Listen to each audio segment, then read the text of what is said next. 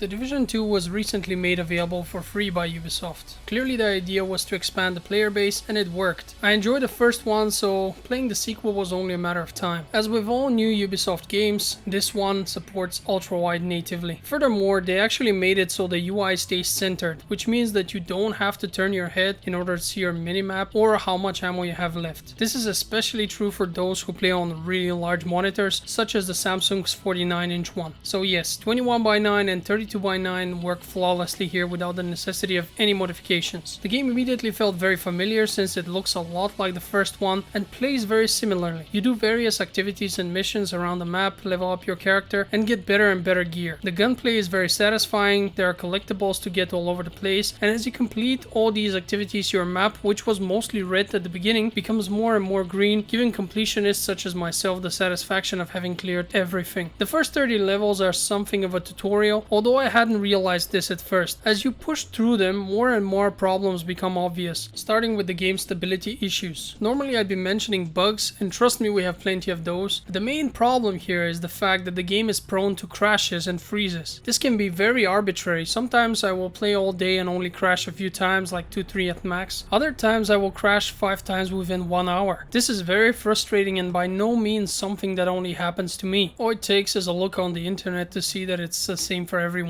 It seems that the cause of the issue is within DirectX 12 and its implementation in the game. The Division 2 has been out for over a year now and the problem has never been fixed. Essentially the question is, do you want to play on DirectX 12 and crash, or play on DirectX 11 and have lower frame rates? I choose the former and simply accept the crashes since none of the solutions online worked for me. I found it curious how Uplay recognized the crash the first time it occurred and allowed me to report it, but then every consecutive crash on different days, on the same day, etc. was never registered, only the first time. Very strange indeed. Now let's talk about the secondary issue, the bugs. We have a bit of everything here, some graphical glitches, some scripts breaking, making it impossible to continue, etc. This is particularly infuriating when you're doing a special mission on the highest difficulty and can't afford to die because the game will force you to start over when you're playing on heroic. That's the name of that difficulty. So you reach a part where someone's supposed to appear, but that enemy never does so and you are stuck. You can either start the level over manually or, well, when you think about it, that's your only option because nothing makes that character, or rather that NPC, appear. 45 minutes of playtime more or less wasted at that point. Other times you will walk and get stuck into invisible obstacles. It's just strange and happens way too often. You can see it in the footage. The game actually has a story, but I will be honest with you, I found it really hard to follow. The presentation is done really poorly and it seems like there are only a few voice actors who are supposed to give life to almost every NPC you meet. Worst of all, however, our protagonist is still silent. But the silence goes beyond just being a meat puppet and only looking dumb at everyone who speaks to you. Our character doesn't even moan when in pain or gasp, etc. Nothing. The enemies do. You set them on fire, they will scream. Hit them hard enough and they will moan. They also shout commands to each other and taunt you. But the character you made, he or she doesn't make a sound under any condition. I don't understand why this is the case. In Ghost Recon Wildlands as well as in Breakpoint, our character is fully voiced. Why not do it for some of the other games? I don't understand it. And let me just say that this game has actually borrowed some things from Breakpoint. For example, for the first 30 levels, the items you have, and you will receive as a matter of fact, all appear with a level indication. That's how you will see what level the item is, obviously. As you level up, you get to replace your lower level items with the higher level ones. Pretty standard stuff. Once you hit level 30, however, all of this goes out the window. Where there were levels in the past, you will now find a gear score. But get this, if you have purchased the expansion for the game and can unlock the last 10 levels, which are only available for you with that expansion, then suddenly, as soon as you hit level 40, gear score, which was now between level 30 and 40, will once again be removed and replaced by a level indication. The strangest and most confusing idea ever. While there is a gear score, it works exactly like it did in Ghost Recon Breakpoint. You have to equip the gear with the best score and will have a chance to drop something that is a bit better than what you're already wearing. The reason for that being, if your gear score, for example, is 409, you get a better item that is slightly better than what you have, you equip it, now it jumps to 410. This is your overall score. So now when you drop stuff, you have a chance to drop stuff that is 411 rather than just 410. So you equip that and so on and so forth. You have to constantly replace your gear in order to push that limit. Now imagine how confusing this is for the players, since you have a mix of non-DLC guys who look at the gear score and the DLC guys who look at the levels. It's not the end of the world, but I can't help but wonder why it was made this way in the first place. Just pick something and stick to it. And this is very often. You ask a guy, hey, what's the gear score on that gun? And he's like, I don't know, it's a level 40 gun. It's just weird. And with one of the recent updates, they actually made it so if you post something in the chat, like the name of an item, if you know how in MMORPGs you can click that name and you see their stats, now that doesn't work. You can post it, but clicking it does nothing. So the only way to really figure out something outside of inspecting a player, which you can't always do because they're not always around you, would be for them to post the item in the chat. So now you can't do that. Alternatively, you have to ask them for the stats, and it gets a bit confusing. It's annoying. In any case, I played through all the side missions first and then moved on to the story ones. Once I finished the final mission, the final story mission, I expected this to be the end, but was actually wrong. To my horror, the map, which I had meticulously cleared and made all green, was now red again. All activities had been reset, more had appeared as well, and this is when the game told me that I was not quite done yet. A new enemy had appeared and taken over everything I had freed up, so I had to replay every mission again, but with a new spin on it. These new enemies, called the Black Tusk, were tougher, and one could even see some new specialized NPCs that you didn't have before. My dread was soon replaced by excitement. The game's endgame was just beginning. As a matter of fact, as I completed each final fortress again, known as World Tier. There are 5 of those, and reaching the 5th and final one gives better loot and access to the game's raids. That's right, the game has raid instances meant to be tackled by a team of 8 players. In the first division there were instances, but those mostly featured enemies with tons of health and very high damage output. This time around, the raid feels like one of Ghost Recon Breakpoint's raids, where the bosses actually require teamwork and have a gimmick to them. Beating those instances is less about gear and a lot more about skills and primarily team play. It is really difficult and it requires insane communication skills. Something that I want to mention again was exactly like that in Ghost Recon Breakpoint. So clearly a lot was taken from there and placed in here, and that's not a bad thing, because these things were more interesting than just going and shooting a bunch of normal NPCs with just a lot of health and high damage. There are currently 2 such instances, and here comes more Ubisoft nonsense. You see, the first instance offers a special easy difficulty. You can't get the good stuff from the instance, it's simply there for the players to practice it, learn its mechanics, and then try it on normal difficulty. You can even let the game search for other willing players and assemble a team of randoms for you. So there is matchmaking for that. So far pretty good, right? But guess what? You cannot do that on the normal difficulty. No matchmaking available there. If you want to try the raid on normal, you have to either use the in-game chat in order to find people and assemble a team, or contact players on Discord servers, forums, and any other external methods. The chat, however, is nearly useless. The reason for that being that Ubisoft, in their infinite wisdom, decided to combine the team play amongst all continents. This means that you now have Asians, Europeans, Americans, and pretty much everyone sharing the same chat and servers. Just a mess, trust me. And if you look at it right now on the bottom left where the chat screen is, you will see that it's a constant spam, mostly from Chinese advertisements and other nonsense. Don't get me wrong, I have no problem with Asian players. It's just that it's best to separate them from the European ones. 99% of them don't speak a single other language, and it is impossible to use the chat when they spam it so vigorously all day. But I digress. Let's move on to the second raid instance. I did mention that there are 2 of them after all. That one doesn't even feature an easy mode. This means no automatic matchmaking and no hand holding. You do not get to practice it. You better have a great team already assembled if you want to do that one, because it's also much harder. I still don't understand why there would be no matchmaking for the normal mode of instances. Like, that absolutely makes no sense to me. If I want to try it with randoms, help me do it. I shouldn't have to shout for half an hour. And oh, and by the way, they didn't even bother to make a looking for group channel in the chat. So you have to spam the normal general chat. Not only that, but you cannot just invite anyone into your raid group unless they are in your friends list. That's right. If you want to invite people into your raid, they have to send you a friends request over Uplay or the overlay. Once you have accepted it, now you see them as your friend, and now you can invite them into your raid. And this has been going for, well, since the game's been out, I've asked. It's crazy. It's so bad. I don't get it. Why is this necessary? There are a few other things I didn't like, which I will mention now. For one, there is no gore in this game. The enemies take bullets as though there were punches. No blood, no guts, nothing. I would love to see a bit more of that. At times there are dead bodies and even some dismembered ones, but those are just super rare and basically scenery. You cannot do that with your character. You can't blow someone to pieces or anything like that. They're just there in a room that's supposed to tell you that something bad happened. The characters are somewhat mobile and you can duck behind all kinds of cover and usually jump over most obstacles. The problem here is that it doesn't really matter if you're behind a wall made of concrete or a thin plastic sign or even a small table of any kind. The cover doesn't break and nothing can go through it. This was the same in the previous game, but I would have loved some more depth into it with some destructible environments or at least some some cover that can be penetrated by heavier rounds. That would have been a bit more interesting. The enemies can go prone, crouch, and do all manner of movements, while the player can only lean against something and run from cover to cover. It seems strange to me that we cannot do the same things that the enemy NPCs can. The game will introduce a special type of mission to you at one point, and that mission is called Classified Mission. It will give you a very unique blue indicator on the map and even tell you to go there and find the entrance to this mission. Once you do that, you will not be able to interact with it for some reason. Turns out, these missions are exclusives for people who own the year 1 bundle. The indicator will never disappear and keep nagging you from the map screen. This annoys me to no end. The DLC mission is similar as well. You get a radio call and